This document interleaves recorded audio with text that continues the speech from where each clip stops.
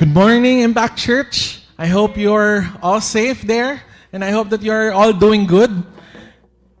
Bilis ng panahon, no? Grabe, second Sunday na ng November. At ilang tulog na lang ay Pasko na.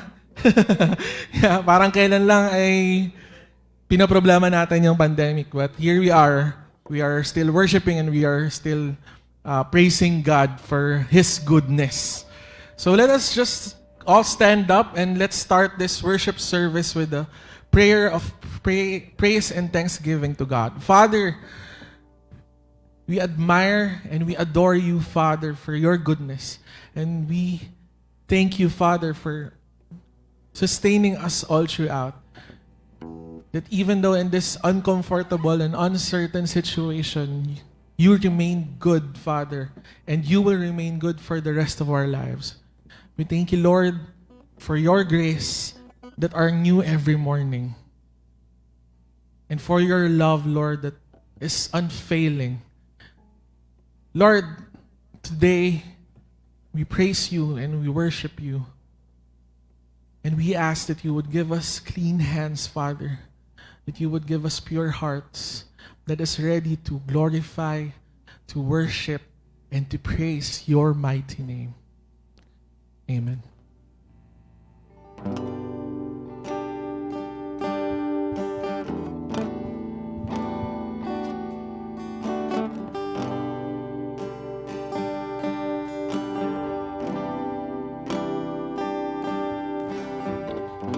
We bow our hearts, we bend our knees. Oh Spirit, come make us humble. We turn our eyes from evil things. Oh Lord, we cast down our idol. Give us clean hands, give us pure hearts. Let us not lift our souls to another. Give us clean hands, give us pure hearts. Let us not lift our souls to another. We bow our hearts. We bow our hearts. We bend our knees. Yes, Lord. Oh Spirit, come make us humble. We turn our eyes from evil things. Oh Lord, we cast down our idols. Give us clean hands, give us pure hearts. Let us not lift our souls to another. Give us clean hands, give us pure hearts. Let us not lift our souls to another. Oh God, let us be. Oh God, let us be a generation that seeks your face. Oh God of Jacob. Oh God, let us be a generation that seeks your face. Oh God of Jacob.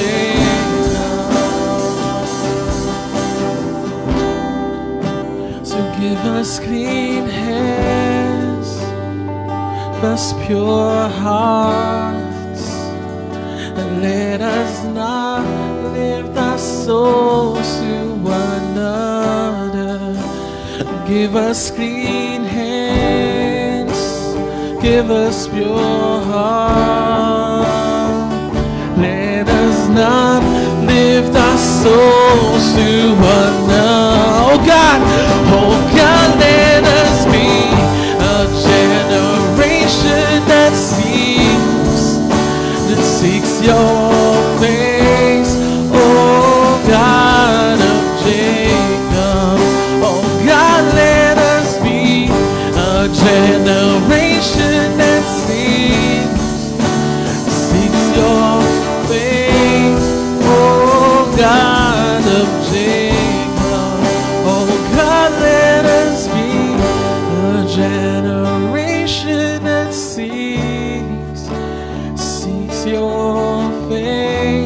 Oh God of Jacob, oh God, let us be a generation that seeks your face, oh God of Jacob, oh God of Jacob, oh we praise you, Lord, and we worship you today.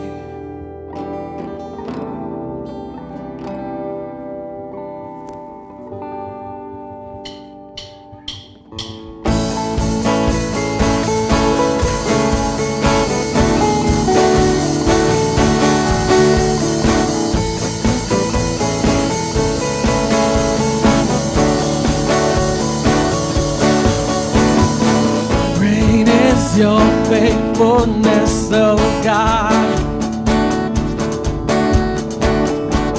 You wrestle with the sinner's heart. You lead us not to waters and to mercy, and nothing can keep us apart. So remember your people, remember your children, remember your promise, oh God. Sing. Your grace is enough. Your grace is enough. Your grace is enough for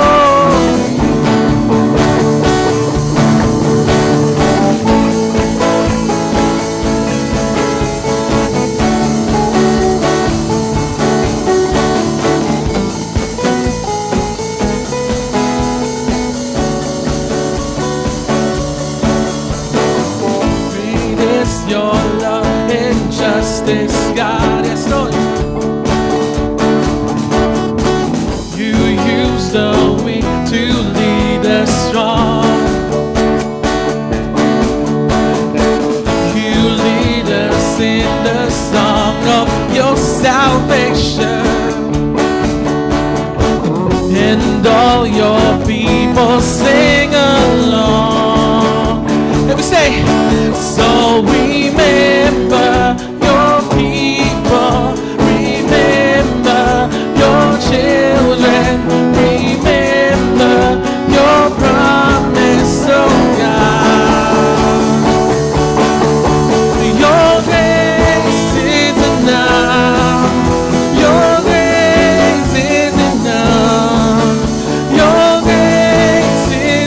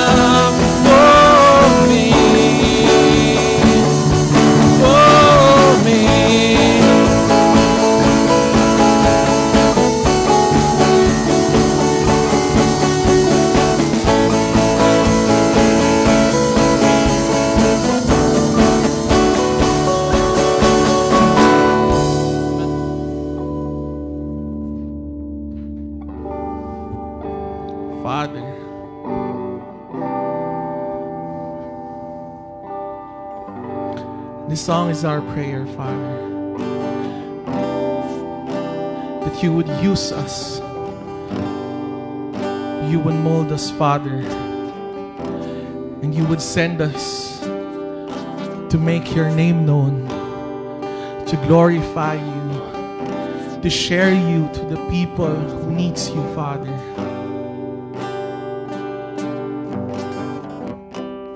Everything of us, every single cell in our body, Father, we ask that you would use it. Use it for your glory, Father. We will live for you.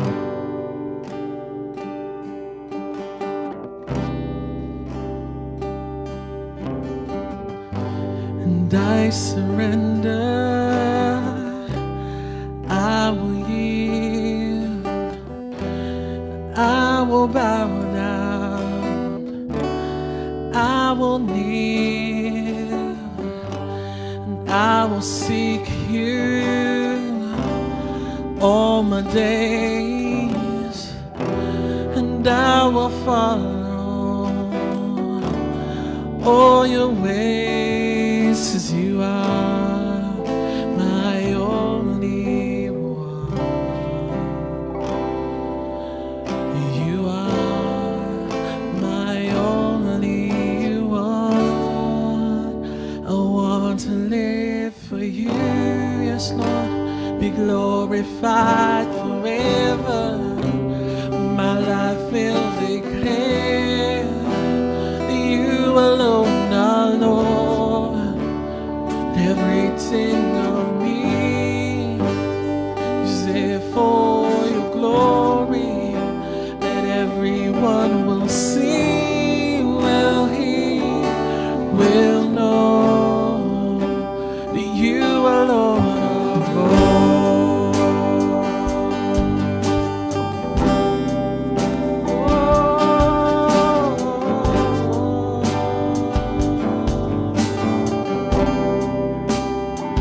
I will worship.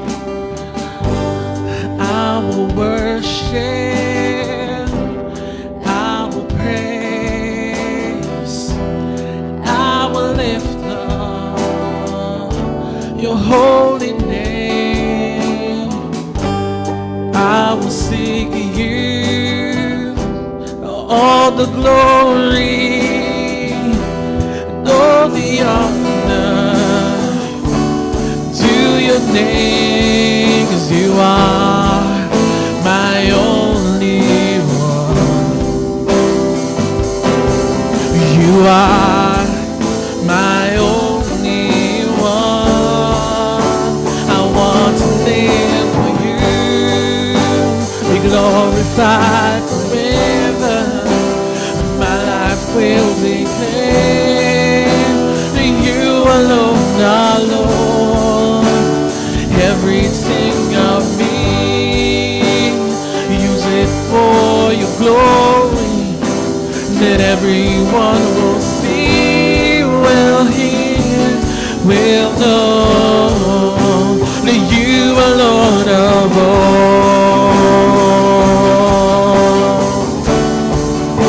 Oh, you are Lord of all.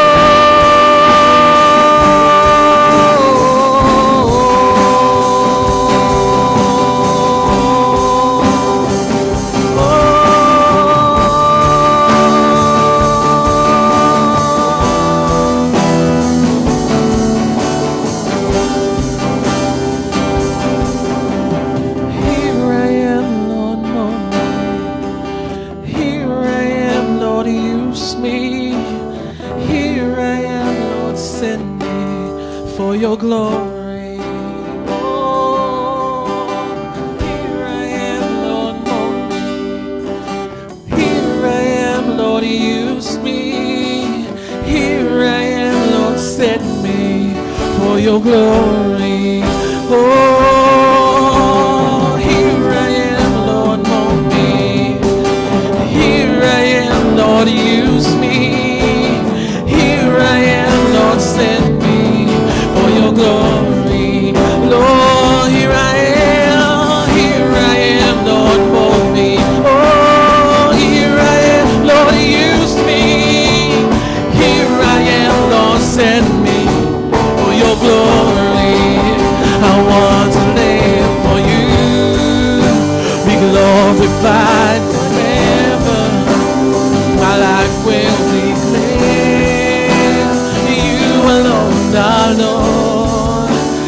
and everything of me. Use it for your glory, that everyone will see, will hear, will know that I want to live for you. Be glorified forever. My life will declare you alone are Lord, everything of me. Use it for your glory, that everyone will see, will hear, will know. That everyone will see, will hear, will know. That everyone will see, will hear, will know. You are Lord of all. Oh, you are Lord. You are Lord of all. You are Lord of God. You are Lord of all. All the glory, all the honor, and all the praise belongs to your name, our Savior, our Sanctifier, our Healer, and our coming King, Jesus Christ. Amen and amen. You may all sit down.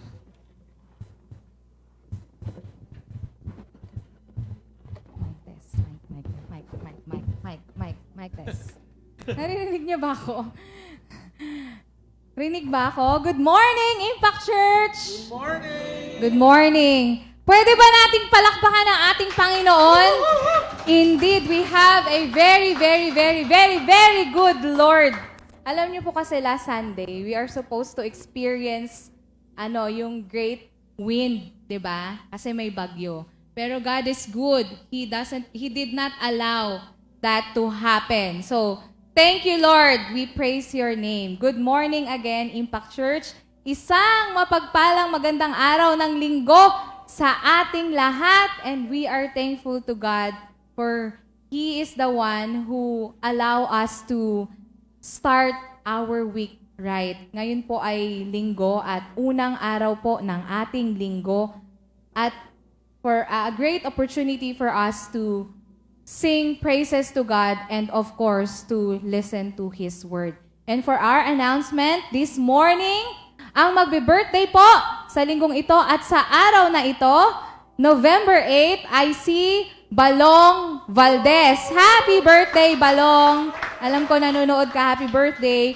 And on November 10, si Elijah Rodriguez. Happy birthday, Elijah! And sa 12 naman po ay si Lenil Megraso. Happy birthday, Dayday! Okay, and sa November 13, si Brian Alag. And sa 14, ay ang pinakapoging asawa ni Mami E, si Kuya Jerry Saur. Happy birthday! PMOA lang po kami kung saan po tayo.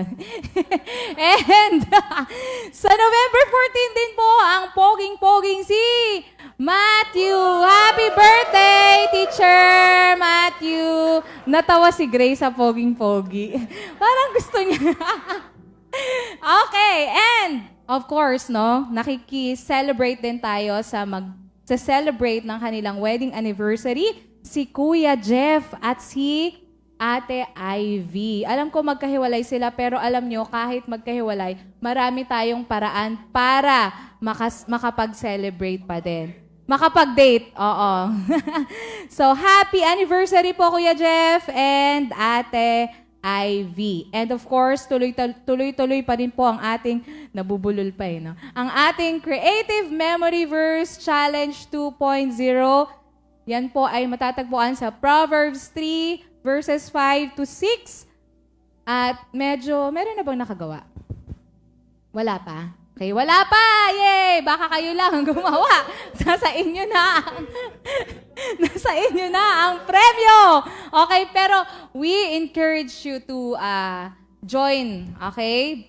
Dahil meron po itong kaakibat na premyo. So, most creative ay makakakuha ng 500 pesos na load. And most likes also will get 300 pesos load. And kapag nagpasa, di ba, automatic meron ng 50. Okay, o yun, meron na kayong 50 kapag nag-post kayo. At huwag niyong kakalimutan na itag po si Pastor Gerard, si Pastor Gerald, at si Pastora, hindi, ginawang Pastore, at si Ate Angela, itag niyo po sila, okay, para madali po nating makita. And ang deadline po ay sa November 15. Coach Dan, may time ka pa?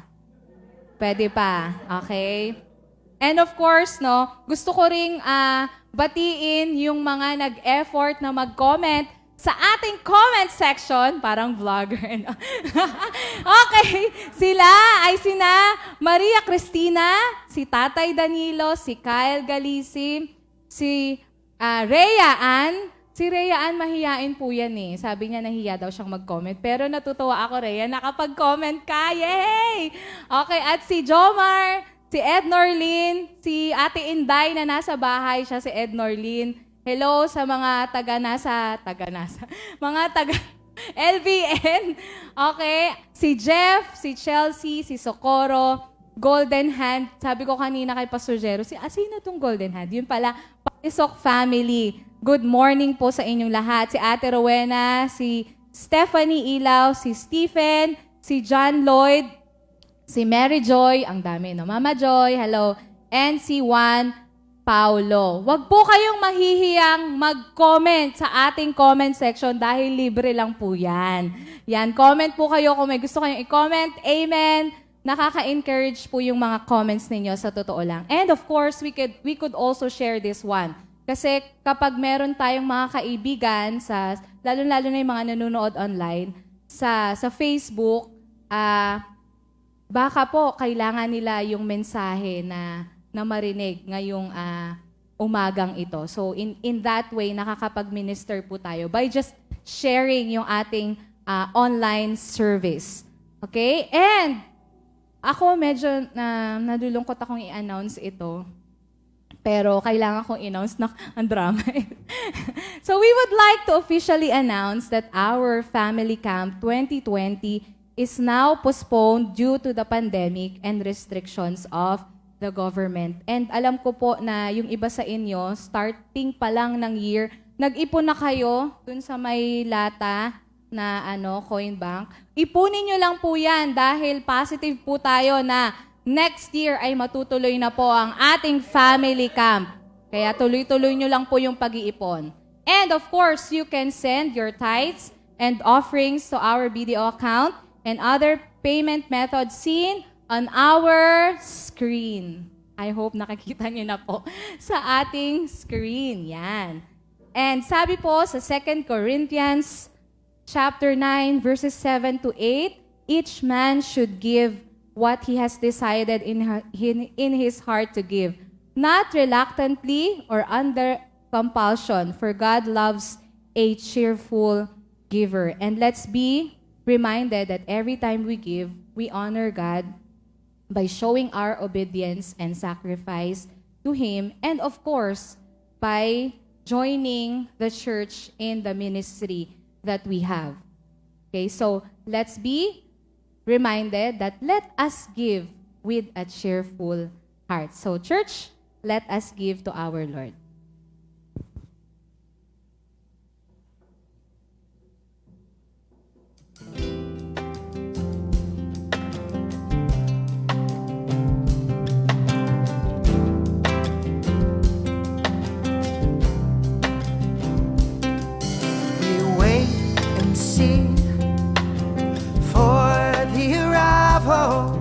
Of the mercy King, where love is eternal. Blessed be your name, the God who is to come. Blessed be your name, my beloved one. Blessed and beloved you are. Blessed and beloved you are.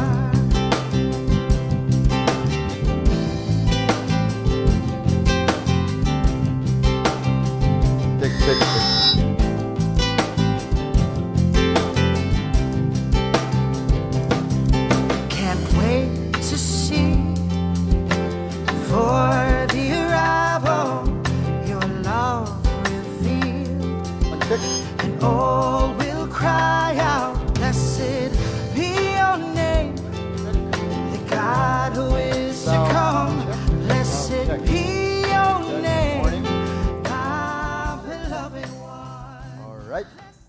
Good morning, everyone. Good morning. Oh, it's a new day. It's a new way to worship the Lord sa buhay natin. We praise the Lord. Talagang blessed kami dito sa Impact Church, lalo na yung mga pastors. Kasi biruin nyo, may libreng kape na naman. Pastors Appreciation, thank you so much. Inom muna tayo, inom. Sarap. Anyway, pa-break natin yung ice this morning. How are you all in your houses? No? Kasama natin mga nandito. We praise the Lord, no? Because every single day is a day to worship Him. Amen? It's a new way to enjoy life as it is. Because life is something na talagang binigay ng Panginoon para ma-enjoy natin. Alright? Medyo may echo ako. Yun talaga kapag nagiging robot yung sounds ko. Okay. Kasi nga, but anyway, alam natin na maayos din yan, yung sounds na yan. So, panalangin tayo. Panalangin natin sa Panginoon na maging okay. Okay, nag-reset kasi, nag-bug down yung ating sounds kahapon. So, medyo kailangang i-adjust ulit siya. Okay, so please bear with us and let's pray at this moment. Lord, thank you so much for this day.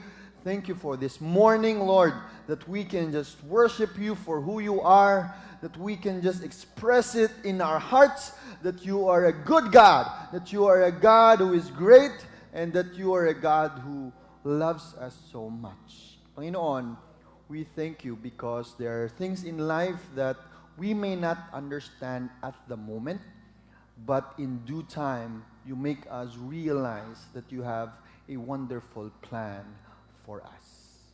Maybe you are honing us into a better person, Panginoon.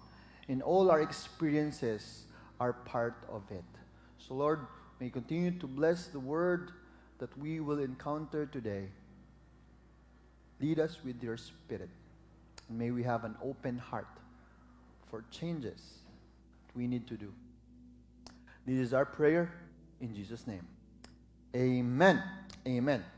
Last Monday, nag-start na pong i-show ang Bumblebee sa Netflix. Yan. Sino nakapanood na ng Bumblebee sa Netflix?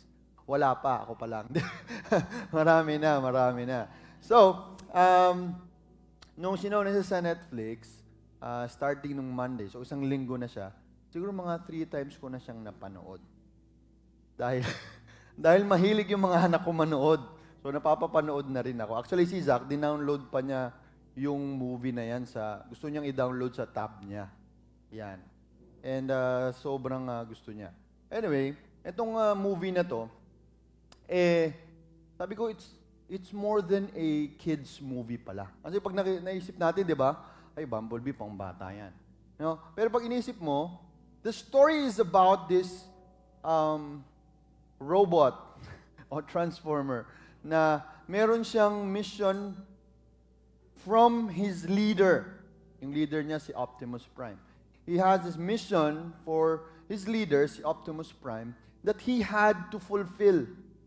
Pinadala siya sa Earth so that he would fulfill that mission para pagdating ni Optimus Prime, okay na, walang magiging problema. And good news, kasi yung story na yan, very positive naman. That's why nung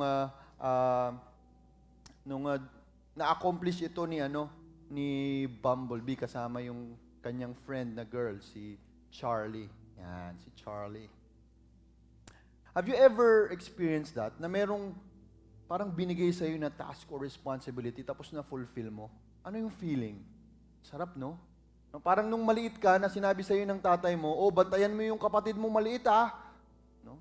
Para pag dating ko, titingnan ko kung okay. Tapos, pag uwi ni daddy, may reward. Wow, fulfilled ka kasi natapos mo yung pinapagawa sa'yo.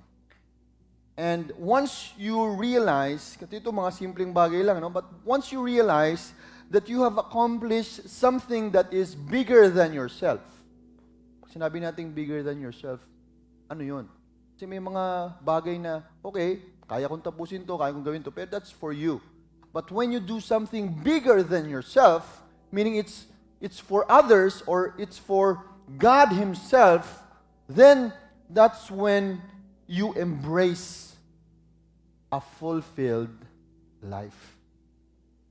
Mas nagiging fulfilled ka sa buhay mo because you know you're not just living for yourself, but you're living for others and you're living for your God who called you to become the person that He wants you to be. Ganda nun, di ba? That we live a fulfilled life. E merong person na kilalang-kilala natin that I believe lived a fulfilled life. Sino to? Si Apostle Paul. Tingnan nyo, hindi siya masyadong gwapo dito. Pero, he is a person who fulfilled a mission, a task that was entrusted to him by God. At pag-uusapan natin yan ngayong umagang ito kasi itong story na to was the continuation of yung ministry niya sa Ephesus or sa Ephesian Church. Pero itong time na to, medyo malungkot. Alam niyo kung bakit? Sabihin niyo bakit? Kasi, ito yung time na aalis na siya. No? Aalis na siya. So yung mga friends niya doon, yung mga disciples niya, for 3 years, yung mga naging kasama niya araw-araw, hindi niya na makikita. No? Hindi niya na makakasama. Malungkot sila. Tingnan niyo, umiiyak siya. Oh. No? Malungkot, di ba? Malungkot tong scene na to eh. Kaya huwag kayong tumawa. Malungkot tong scene na to. It was the time na si Paul, pinatawag niya yung mga elders at he was telling them, okay, this is my last appeal and instructions sa inyo bago ko umalis kasi hindi ko alam kung ano mangyayari sa akin after this. Because the Holy Spirit is leading me to go to Jerusalem, pero alam ko, He also warns me that I could be in trouble pagdating ko just sa Jerusalem. So ito yung sitwasyon ni Paul. And sometimes it's hard to accept those facts that there are people who go and leave, no? Lalo na pag maganda yung relationship ninyo. But the question that we will face this morning is the question, ano nga ba yung appeal ni Paul? What was Paul's appeal to the church in Ephesus before he left? At kapag ito yung bagay na gusto mong huling ihabilin sa mga tao, napaka-importante nito, tama? At yun yung gusto nating i-take note dun sa passage natin this morning.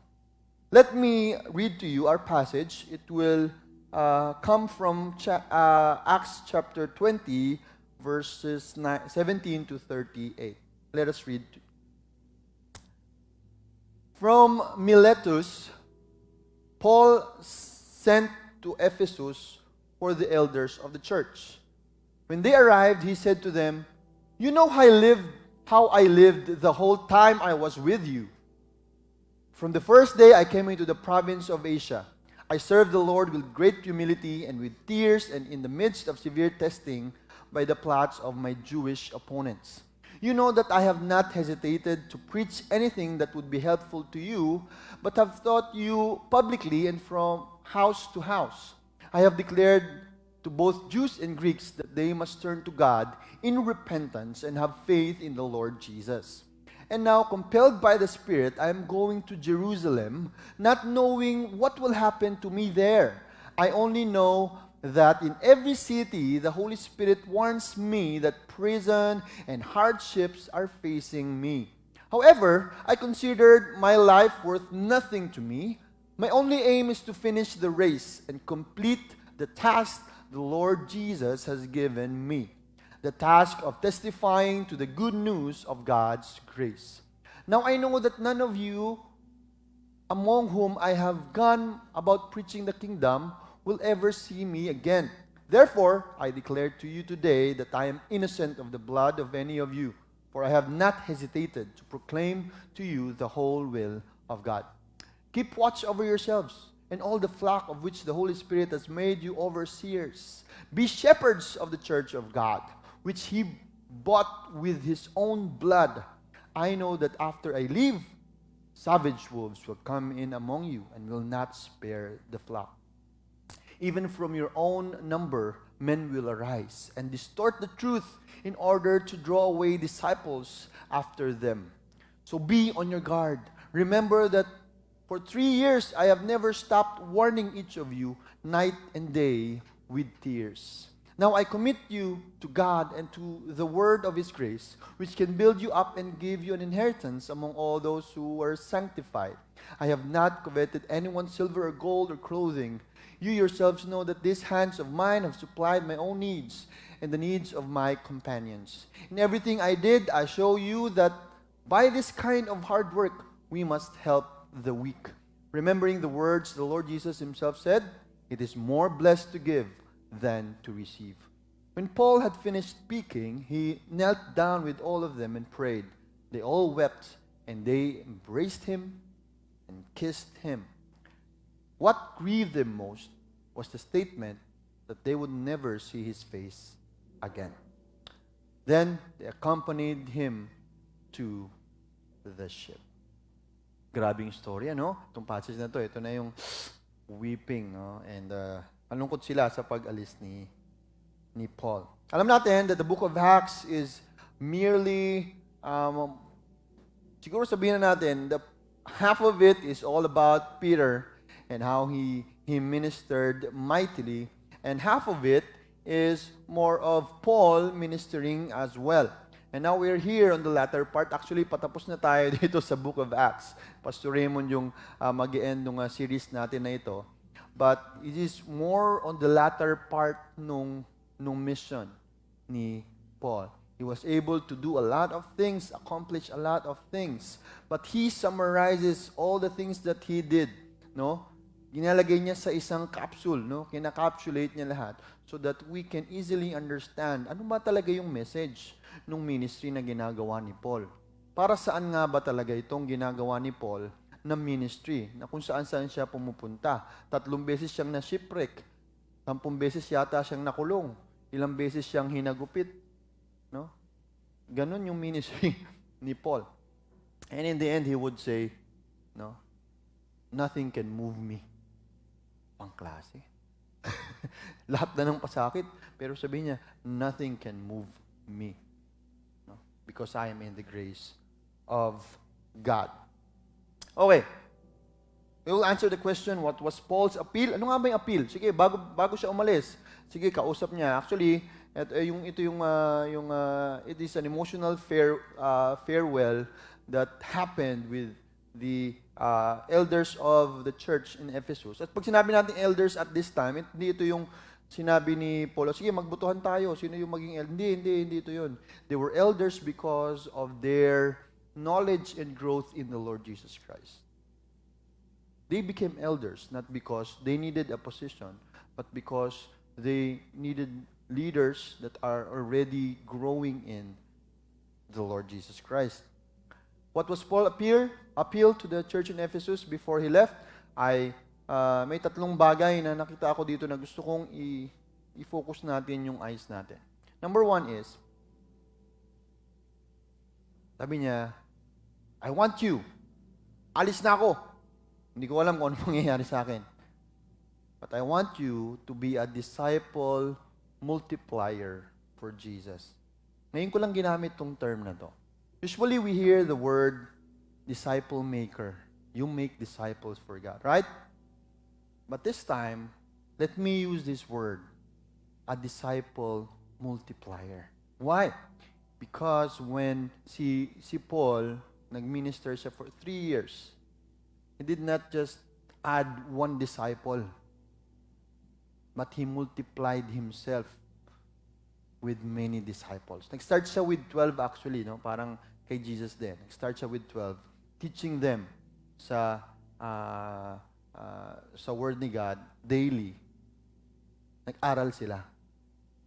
And that is the reason why he was able to multiply himself as a follower of the Lord Jesus Christ. Hindi 12 Paul, pero 12 tagasunod ni Jesus. Makita natin yan sa verse 17 to 27. Pag-isapan natin yung disciple multiplier. Ano ba? How will I become a disciple multiplier? At ito yung iniwan ni Paul sa atin. Number 1, a disciple multiplier is a person who serves with great humility. You want to be a disciple multiplier? Serve with great humility. Anong sabi sa verse? From Miletus, kasi malapit lang itong Miletus actually sa Ephesus, sa area rin siya ng Asia. Pinatawag ni Paul yung mga elders. Bakit? Kasi meron na siyang threat sa Ephesus mismo. Sabi niya, sige, mag-meet tayo sa Miletus. Doon tayo mag-goodbye o magpaalamanan. Sabi niya, nung dumating sila, you know how I lived the whole time. Alam niyo kung paano ako nabuhay. Alam niyo, yung buhay ko, I was transparent with you.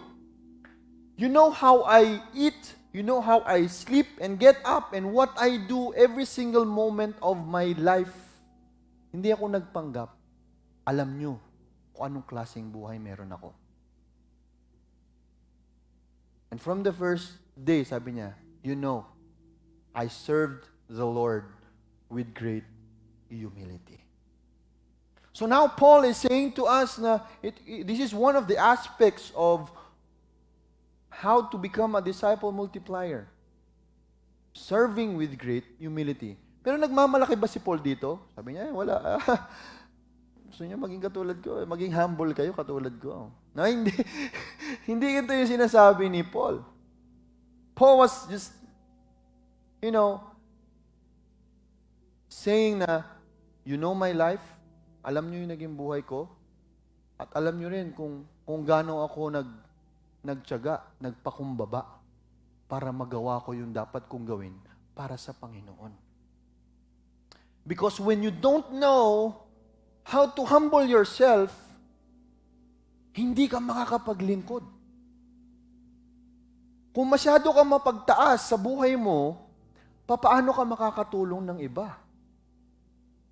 And this is what Paul is saying, that with great humility and with tears. Bakit? May sakit masakit. Kasi minsan, may clashes, may conflict. Minsan aawayin, ikaw pa yung sisisihin. Ganun yung ministry. Pero sabi niya from the very beginning, I had to serve with humility and with tears. Magkasama kasi yun Kapag binaba mo yung pride mo, sakit yun. Pero, yun yung magiging daan para mas makalingkod ka effectively. And in the midst of severe testing by the plots of my Jewish opponents, every time na magdidemand tayo ng recognition in the things that we do for the Lord, we lose our reward. Kaya nga, di ba, may sinasabi sa Bible, don't let your left hand know what your right hand is doing. Take your service as a privilege to serve God who gave you your life and gave you eternal life. Don't look down on others. Don't compare yourselves to others. Don't let pride take place. Humility is also seen in our obedience. In doing the hard things that are uncomfortable for us. Mahirap kaya mag-share ng gospel sa iba? Mahirap kaya mag-lead? Mahirap kaya mag-disciple? Lalo pa pag matigas ulo. Mahirap kaya mag-advise, tapos di ka rin pakikinggan. Pero paano kung yun yung pinapagawa sa'yo ni Lord? Anong gagawin mo? Mahirap nga. Pero paano pag yun yung pinapagawa sa'yo ni Lord? To do the hard things. Kaya ang sabi ni Paul dito I do it with great humility. Alam niyo kung bakit? Paul was a Roman citizen. At yung mga Roman citizen, mas mataas sila sa mga Hudyo. Of course, may Jewish blood din siya. He has a place. Before, he was one of the known persons, the highest on the top. Or what happened to him? Nung nakilala niya si Jesus Christ, he would do anything for the sake of the gospel of Jesus Christ. Nahiya ba tayo? Natatakot ba tayo? Wala ba tayong lakas ng loob? Natatakot ba tayong masaktan? Mapahiya? Let's serve the Lord with great humility. Ano yung kasunod? To be a disciple multiplier. Persevere during hardships. Connected doon sa pinag-usapan natin ng una eh. Pero ang sabi dito, sa panahon ng pandemic, lalo na ngayon, paano nga ba tayo magiging effective? Ito kasi yung panahon na ang daling mag-excuse, di ba? Pandemic naman. Excuse muna tayo sa ministry, hindi muna tayo maka-reach out sa iba, wala tayong internet connection. Pastor, hindi kita marinig, mamaya na lang mo. Marami tayong excuses at this point.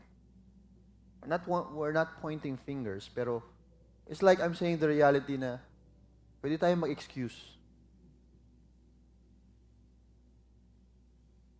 Pero,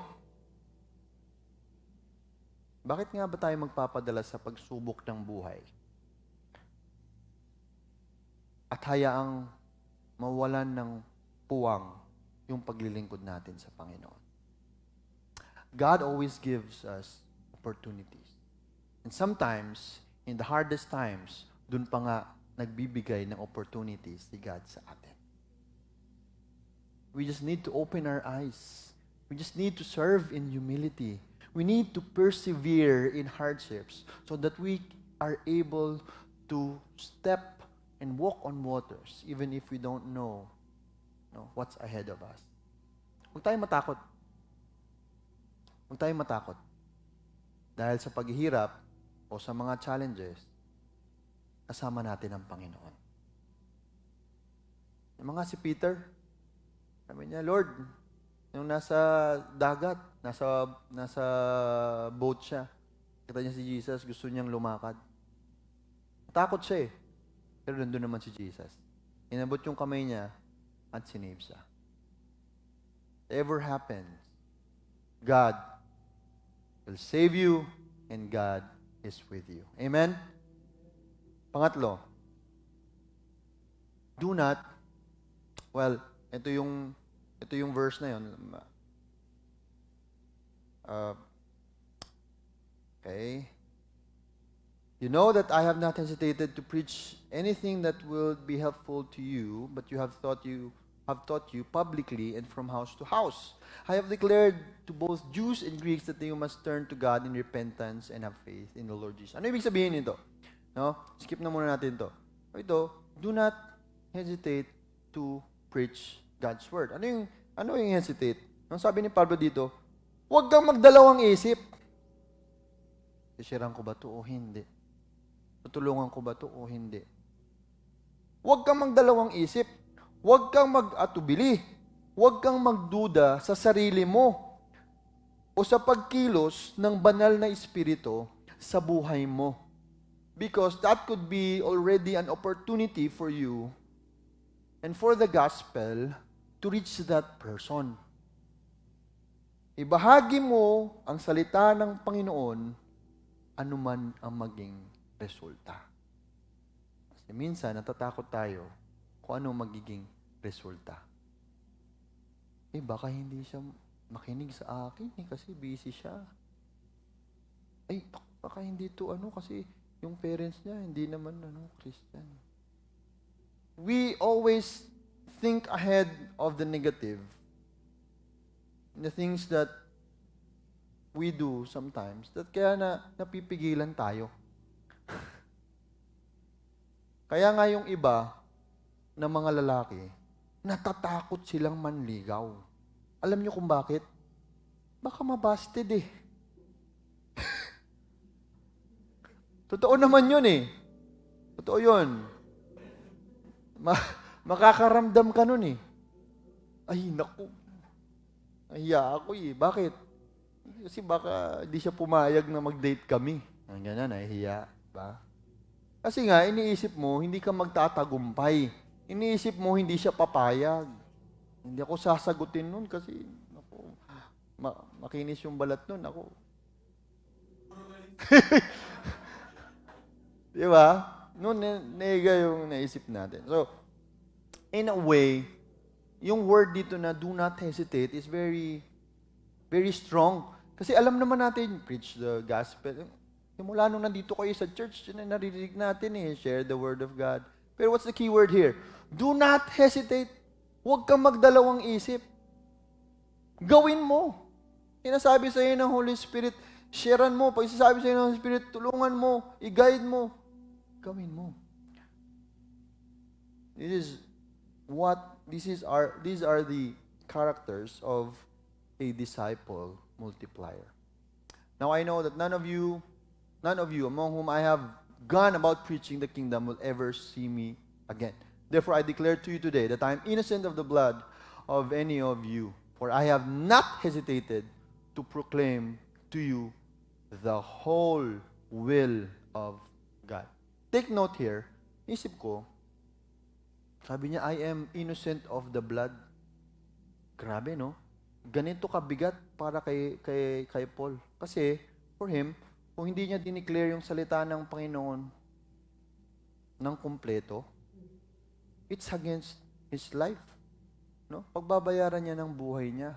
That's why he said, I had not hesitated to proclaim to you the whole will of God. The whole will of God. And it also speaks to us when we think and when we do disciple making that there's a process that's happening.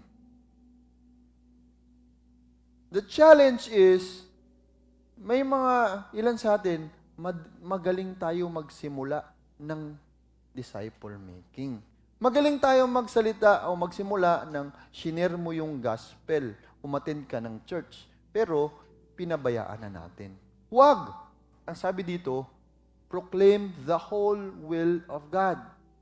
Ibig sabihin, alalayan mo yan hanggang sa makarating siya into a maturity na kumpleto yung kanyang pananaw, no, tungkol sa Panginoon at kung ang dapat niyang gawin.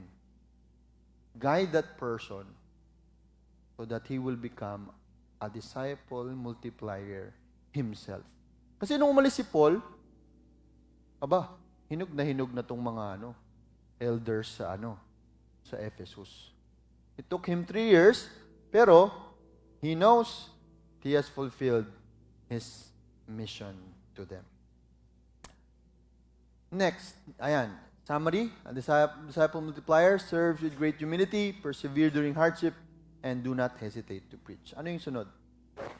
Sabi ni Paul, be a shepherd of God's church. Kanina, sabi mag-multiply, paramihin mo yung mga lingkod ng Panginoon. Pangalawa, i-shepherd mo yung mga anak ng Diyos. Yung church ni God, i-shepherd mo.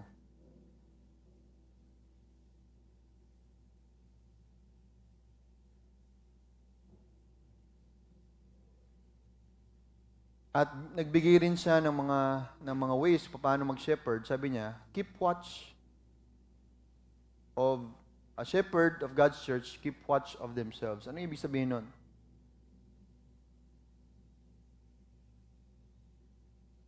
Sometimes our worst enemy is who? Ourselves. One good book explains this, entitled The Dark Side of Leadership. Because sometimes we let ourselves be drawn towards the dark side. We unconsciously drift away from the truth, and we center things to ourselves. we fail to recognize our mistakes. That is why we need people that are close to us in a community. People who are accountable to us. Can be a person or it can be a group that is accountable to you. People that will make us drink.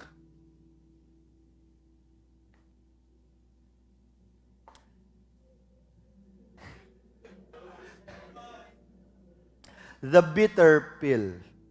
Ano yung bitter pill? Mapait. Ayun yung pinaka-ayoko, yung mapait. Ampalaya. Yan. Yung kape ko, gusto ko 1 kilo yung asukal.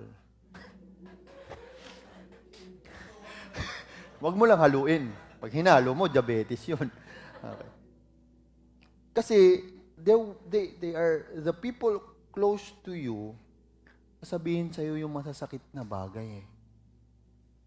Sabihin niya sa'yo, alam mo, parang ang yabang mo na. Yabang na sinabi mo kanina eh. Alam mo, parang mali yung ginawa mo. Masakit to, ma-realize yun kasi parang sabihin sa akin yan. But they are the people who will tell you those things so you can accept what is wrong. So it's very hard, no? Kung wala kang realization na gano'n, wala mga tao na magsasabi sa'yo ng mga bagay na to.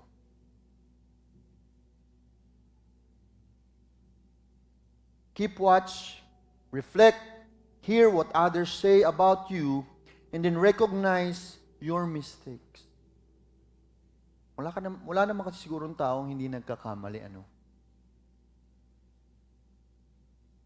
We need people who will help us see the things that we cannot see in us. Keep watch of yourselves. Keep watch over yourselves, sabi ni Paul, and all the flock which the Holy Spirit has made you overseers. You see, sino naglalagay sa mga leaders sa church? It's the Holy Spirit. It is God. Be shepherds of the church of God, which He bought with His own blood. Nakalagay na rin dyan. And all the flock. That's the second point. Watch over the flock. Watch over the people. There is a responsibility placed on our shoulders that we need to live up to. Watch over God's people. The work needs intentionality. Hindi tayo pwedeng maging passive dito or reactive of what is happening to the church. That is why the goal of a disciple-making church is making sure that there are people who receive Christ and they grow in maturity, and then they are the ones who take care of those who are new, who are young. Diba ganun din sa buhay? Kung sino yung mas nakakatanda, siya yung mas mag-aalaga dun sa mga bata. Kung ikaw yung mas nakakatandang kapatid, alagaan mo yung nakababatang kapatid mo. Bakit? Kasi na-experience mo na sa buhay mo yung hindi pa nila na-experience. Natutunan mo na yung mga bagay na marahil nagkamali ka, ngayon, alam mo na ano yung magiging resulta nun. Now, in a Christian's life, ganun din. That when you grow mature in the Lord, there are things that you already know that can harm a person sa kanyang walk with God. And you tell that to a new believer, a new Christian. Natutuwa ako kahapon, meron kaming short talk ni Carl about his life. And I was telling him, ito yung mga bagay na pwede mong gawin para maging positive yung tingin mo sa sitwasyon mo. There are moments that we need to take care. God is saying to us, take care of the others. They need guidance. The babies, the new ones, yung mga bata pa lang, maliliit pa lang, mauuntog yan sa sa mga kanto-kanto ng bahay ninyo. Malalaglag yan sa hagdanan. Mapapaso yan sa mga mainit na tubig. Dahil bakit? Baby pa lang eh. Baby Christian. Huwag tayong magulat. Ako hindi na ako nagulat pag may sugat yung anak ko dahil malikot eh, di ba? Maliit pa eh. Ang daming gustong gawin. At hindi niya alam kung ano yung magiging resulta ng mga kalikutan niya. No? Na masusugatan na pala siya, mapapaso na pala siya, masisira na pala yung mga bagay sa bahay. Yun yung masakit. So it is our role as elder or older believers in the church. Are we doing it? Nagpapakakuyat ate ba tayo sa loob ng simbahan? Ginaguide ba natin? Tinuturuan ba natin yung iba para hindi sila magkamali? O kung magkamali man sila, akayin natin sila ulit, itayo natin sila ulit, at sabihin na wag na ulit gawin yung mga ginawa nila. Ganun naman eh. Let us be keepers of God's flock. And thirdly, minasa natin kanina, always on your guard. Mali ito ah. Always be on your guard. Always be on your guard. Why?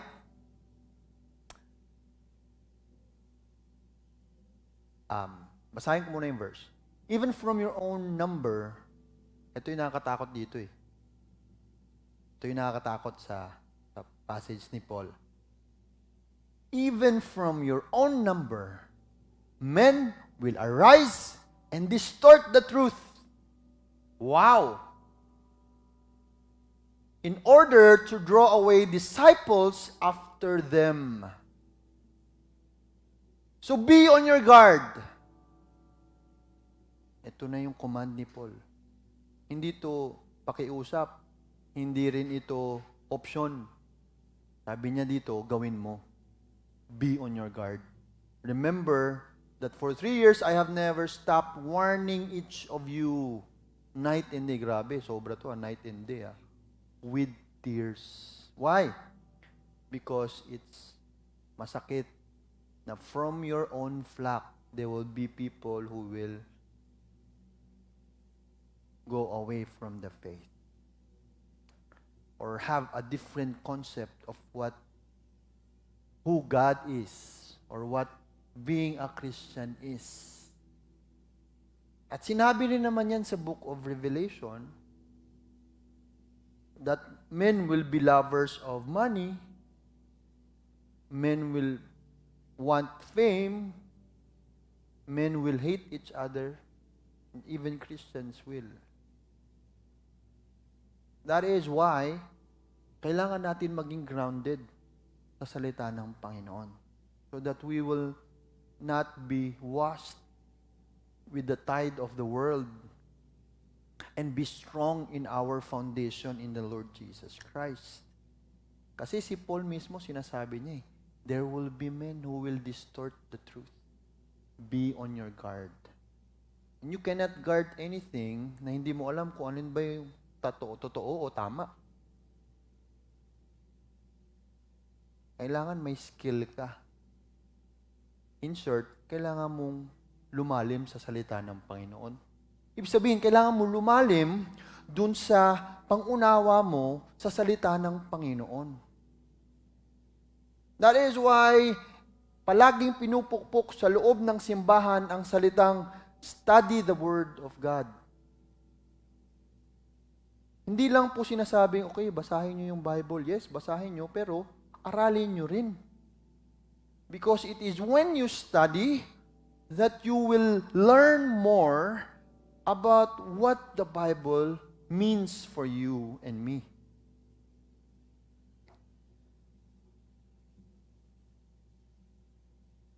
Di ba yung personal bodyguard, may training yan para maging, personal body, di ba? Kailangan marunong ka ng karate o kaya ng self-defense di ba? So how will you defend yung boss mo kung lilentoy-lentoy ka. Yung hindi mo alam kung anong gagawin mo. In the same way, how would you defend your faith if you don't even know kung anong ibig sabihin ng John 3:16? How would you defend your faith if you don't know kung anong mga characters ni God? How would you defend your faith kapag sinabi, tao lang si God? Hindi naman talaga siya Diyos. Nanggaling lang tayo sa mga unggoy tayo. Then, how would we now defend our faith if we don't continue to study the knowledge of the gospel?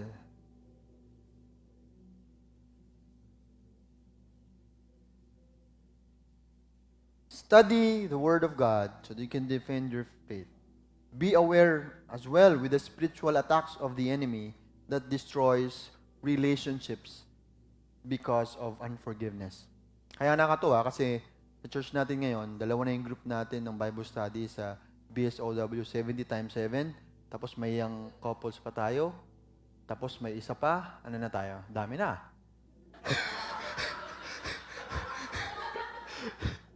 Okay. Parami ng parami. Praise the Lord. Okay? Parami ng parami yan. Oo, ubus na tayo ng... Hindi, meron pa tayong mga libro para sa mga ano natin yan. Let's go. No? We need to grow in the Lord. And thirdly, lastly, tama-tama, okay, may 15 minutes pa ako. Ito yun. No? Be a shepherd, God said, keep watch of yourself, keep watch of the flock, and always be on your guard. Because, why? Diba ang cute nitong kinuha ko talaga yung picture na to eh. Sa totoo lang, may mga nag-aalaga sa atin ng Siberian Husky, di ba? Meron? Wala sa inyo dito, pero yung iba, oo. Meron silang Siberian. Ano ba yung mga aso ni Coach Da? May Siberian Husky ka ba? Before may Siberian Husky. Parang ganyan yung itsura niya eh, yung Siberian Husky. Parang ang cute, parang ang sarap alagaan. No? Sa church, ganoon din. Ang sabi ni Paul, merong mga wolves na ang cute, pero nangangagat.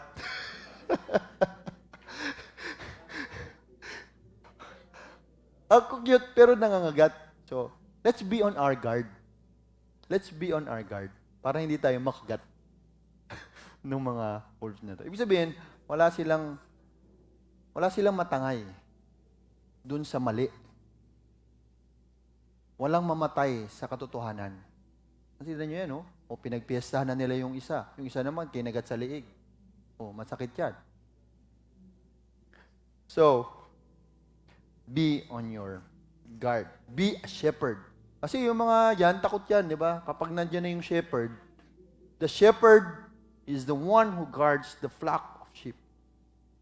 Tinatawag niya, alam ng sheep, yung amoy nung shepherd. Yung tunog, yung boses, kilala niya. And thirdly, be a consistent help to the weak. Ito, medyo nagulat din ako dito na medyo spiritual yung dalawang side nung sinasabi ni Paul. Pangatlo, medyo practical to. Pero nakita ko na related din pala talaga to sa spirituality mo. Ano yung ibig sabihin ng help to the weak? Kasi in-emphasize din ito ni Paul eh. At nilagay ko yung salitang consistent, no? Consistent, meaning hindi mo ginagawa yung isang bagay ng kung kailan mo lang feel. It should be a lifestyle for you to be a person who helps. Ano ba yung sinabi niya dito sa verse 32 to 38? A person who consistently helps does not covet others.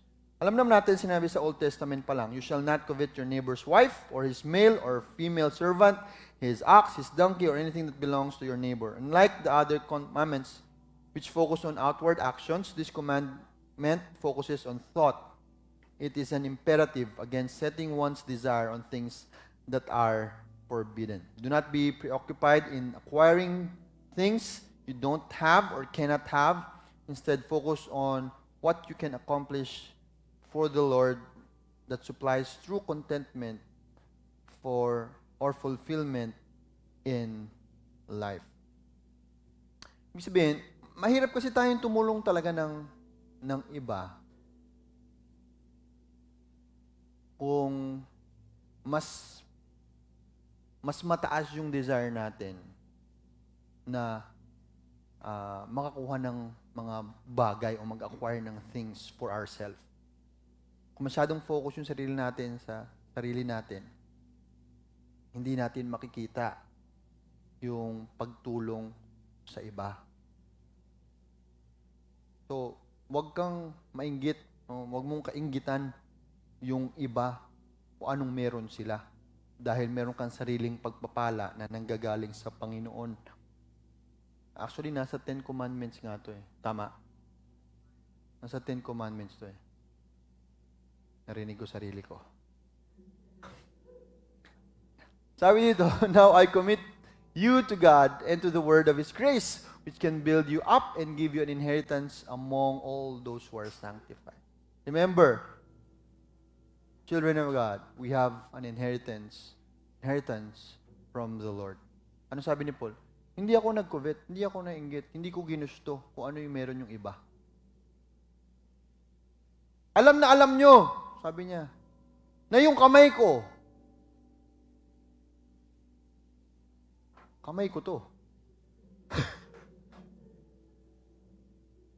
Ginamit ko para masupply yung sarili kong pangangailangan. At yung pangangailangan ng iba. Kaya anong sabi ni Paul? Work hard for your needs. Hindi porket Kristiyano ka, aasa ka na lang. Anong tawag sa'yo nun? Paasa? Tama ba? Ay, pabuhat pala. Pabuhat. Kasi si Paul, sabi niya, ano kasi si Paul tent maker eh. To be a consistent help to those who are in need, kailangan ko mag-work hard. Kailangan kong sipagan sa buhay ko para meron ako maibibigay sa iba. Pero, unang-una, ano dapat? I-provide mo yung pangailangan mo at ng pamilya mo. Magsipag ka. Huwag kang umupo at humilata lang. Work hard. Sabi ni Paul, kahit na nasa ministry ka, work hard. Kahit ano pang profession mo, work hard. Because the more you produce, the more opportunities that you can help others. And the more that God will entrust to you things and blessings so that you can help others. Pero eventually, daluyan ka ng pagpapala, tama? Pero kanino nanggagaling yun? Kay God. Pero, gagamitin ba ni God yung mga tao na wala namang ability, no, to persevere, wala namang ability na pagtiyagaan? Kailangan hard work. Pangalawa, ito yung sabi niya, in everything I did, I showed to you that by this kind of hard work, ayan si Paul na mismo nagsabi, we must help the weak. Help the weak. Because, actually, sa church, meron naman talagang they're weaker people. Pwedeng physically, pwedeng financially, pwedeng emotionally, pwedeng spiritually.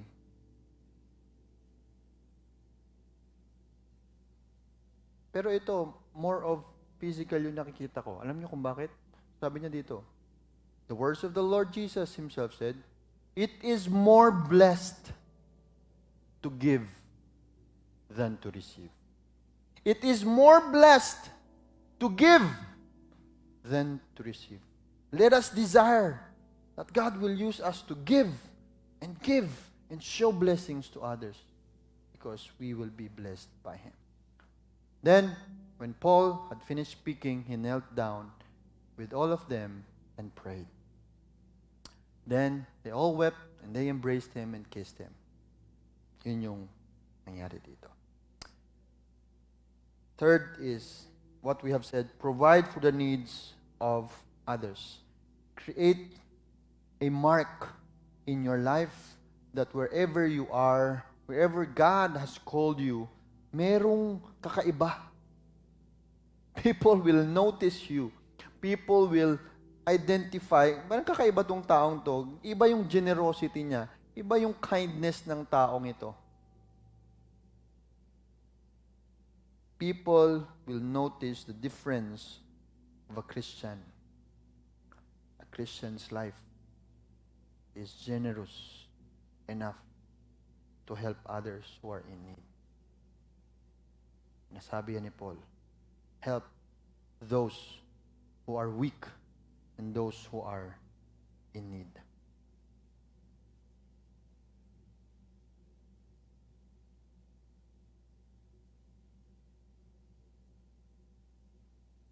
So, do not covet others, what others have.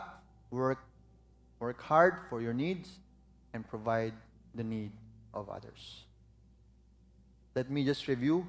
First, ano yung appeal ni Paul sa mga Ephesian elders?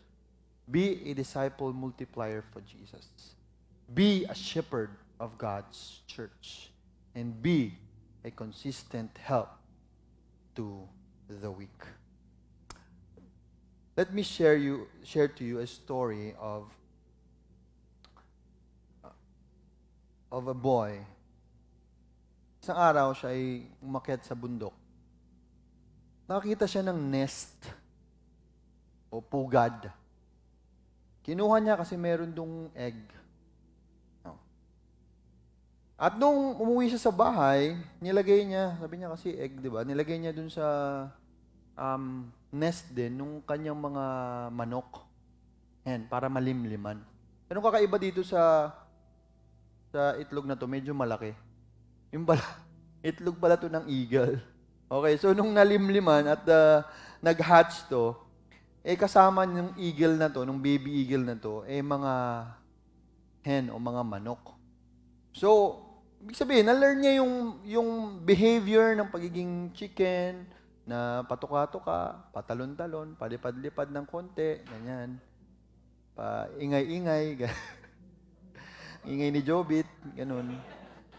Tapos, nagsascratch-scratch do, tapos kung ano yung ginagawa ng mga manok, yun din ginagawa nitong young eagle na to. Pero sometimes, may nararamdaman siya na parang kakaiba sa sarili niya, na ini-ignore lang niya. Pero isang araw, nakakita siya ng mga lumilipad sa himpapawid na mga malalaki na mga eagle.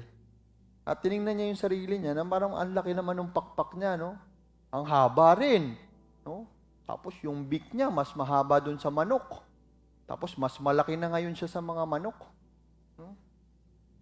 And that moment, doon niya na-realize na he was different from the others. And he tried spreading his wings and tried flapping his wings so that he can go up and fly to the sky like never before. And then when he did it, he possessed the instinct and the capabilities of an eagle. And that was the first time he flew with great power and great control. Finally, he soared to the sky, and he knew he discovered his true self. The creature God made him to be. And that is to be an eagle, to soar in the skies. Brothers and sisters in the Lord,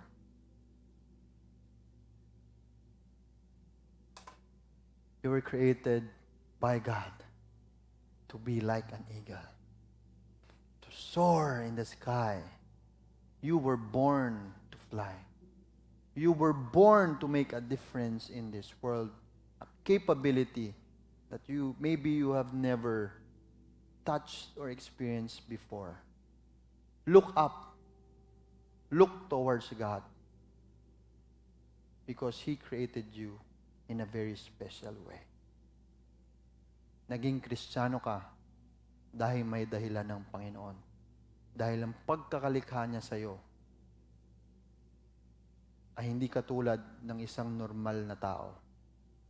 God has created you to make a difference in this world, to be a light that shines in the darkness, to be a truth in a world where they are full of lies, to be a strong foundation to those who are weak. Kapatid, lumipad ka para sa Panginoon. Huwag kang manatili sa lapag kasi gusto ng Panginoon na lumipad ka para sa Kanya. Manalangin tayo. Our dear God and Heavenly Father, we are so thankful because we can see and reflect from the life of the great Apostle Paul. At kung ano yung kanyang ginawa, Panginoon, sa buhay niya, na we can imitate, we can follow because it is founded in the life of the Lord Jesus Christ. Help us, Lord, to be a disciple multiplier for you. Marami kaming maabot. Help us to be a shepherd of the church of God, of your church, Lord, to help others and care for them. Help us to be a consistent help for those who are weak, especially within our community. Help us to go over the usual because you have created us specially to fly and soar with the power of the Holy Spirit to make a mark, a difference to this world. We praise you and honor you. In Jesus' name, amen. Amen.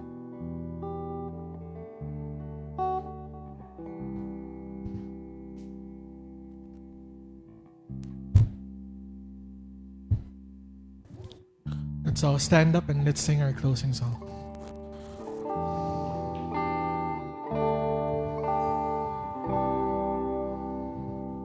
Sing. Here I am, Lord, mold me. Here I am, Lord, use me. Here I am, Lord, send me for your glory. Here I am, Lord, mold me. Here I am, Lord, use me. Here I am, Lord, send me for your glory. Oh, here I am, Lord, mold me. Here I am, Lord, use me. Here I am, Lord, send me for your glory. Lord, here I am. Here I am, Lord, mold me. Oh, here I am, Lord, use me. Here I am, Lord, send me for your glory. I want to live for you, be glorified forever. I will declare you alone are Lord.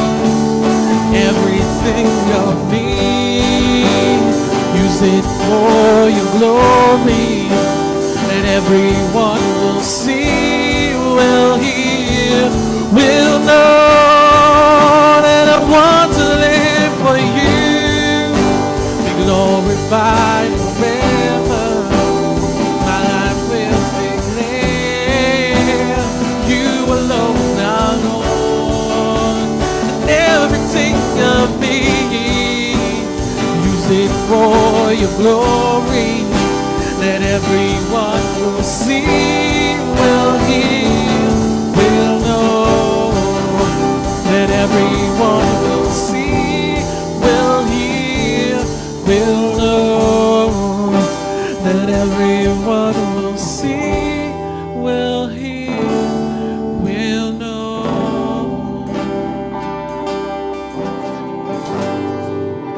that you alone Lord of all.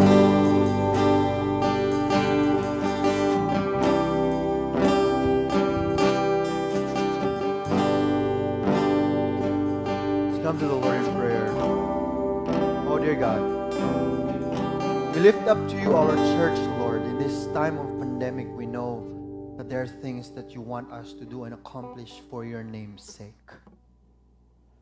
Thank you for the people who continue to support the mission, the vision that we have through your name. Bless them, oh God. Bless them, oh Lord. Those people who believe that your word will make a difference in the lives of these young men, people, students, teachers. Thank you, Lord, for using our pastors, Pastor June Ate Ann, to lead seminars, Panginoon, sa mga campuses so that the parents, teachers will hear of your word. Thank you, Lord God, for the opportunities that you give our church in order to make your name be known. We pray for our members na maybe they're struggling right now with the fact that of what they need to prioritize in their life, especially struggling with how to continually minister to others, even provide for their family, and take care of each other. Pray for those who are sick, Panginoon. Pagalingin mo sila. Nalangin namin ang anak ni Kuya Louie that has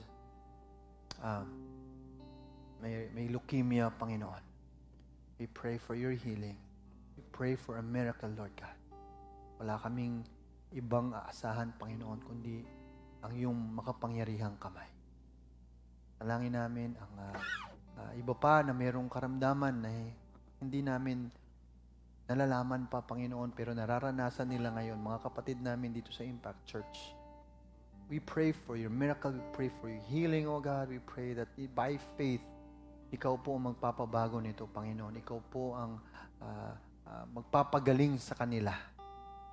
Layo mo kami, Panginoon, sa ano pang sakit o iba pang sakit na narayan sa labas, ang COVID. Layo mo kami, Panginoon, mula sa depression. Layo mo kami sa pangungulila o loneliness, Panginoon. Because there is a community, there is a God that cares for us. And we need to embrace that truth, Panginoon, sa buhay namin. Thank you for this church because we can be who we are.